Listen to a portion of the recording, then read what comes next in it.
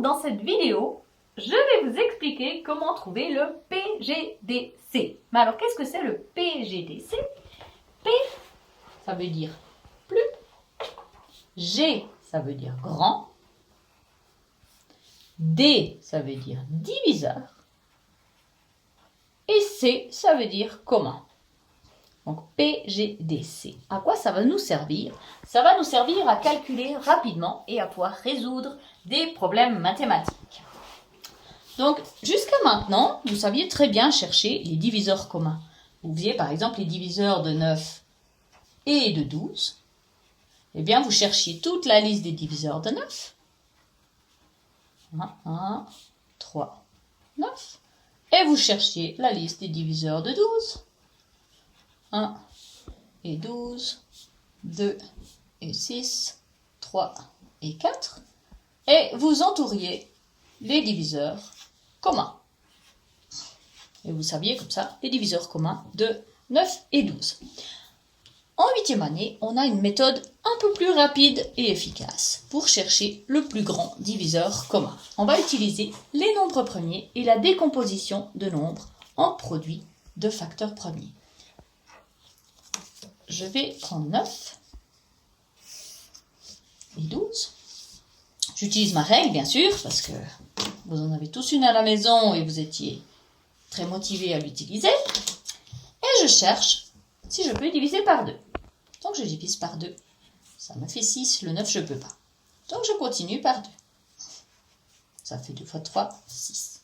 Je continue par 2, mais là, je ne peux plus. 9, ça ne marche pas. 3, ça ne marche pas. Je prends le nombre premier suivant, qui est 3. Je peux diviser 9 par 3. Je peux diviser 3 par 3. Et celui-là, il est terminé. Est-ce que je peux continuer par 3? Oui. Ça me donne 1. Donc, il est terminé. Et là, j'ai terminé.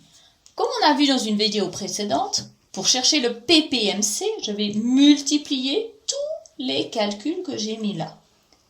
Et donc, j'aurai le PPMC qui est le plus petit multiple commun.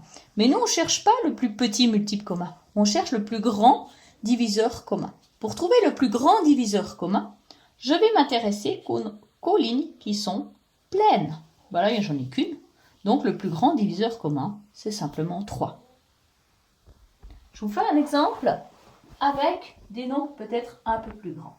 Alors, je vous mets juste plus grand diviseur commun de 9 et de 12 est égal à 3.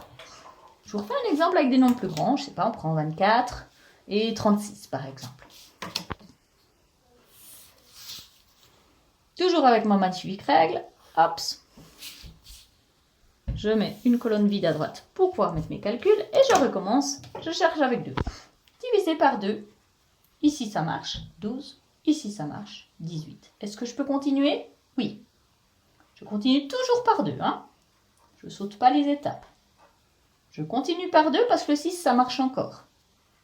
Je mets 3, le 9 ça marche plus. Le 3 ça marche plus, donc je peux passer au nombre premier suivant qui est 3. Ici ça fait 1, ça veut dire que pour mon 24 j'ai terminé. Mais ici je peux continuer. 3 fois 3, 9.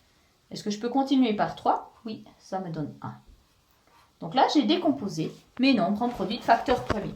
Pour trouver le PGDC, donc le plus grand diviseur commun, je vais m'intéresser qu'aux lignes qui sont complètement remplies. Celle-ci et celle-ci, elle est complètement remplie. Donc j'ai 3 lignes qui sont complètement remplies et c'est uniquement ces nombres-là que je vais multiplier. Donc 2 puissance 2 fois 3. Ça fait 2 fois 2, 4 fois 3, 12. Donc je peux dire que donc le PGDC de 24 et 36, c'est égal à 12. Plus grand diviseur commun.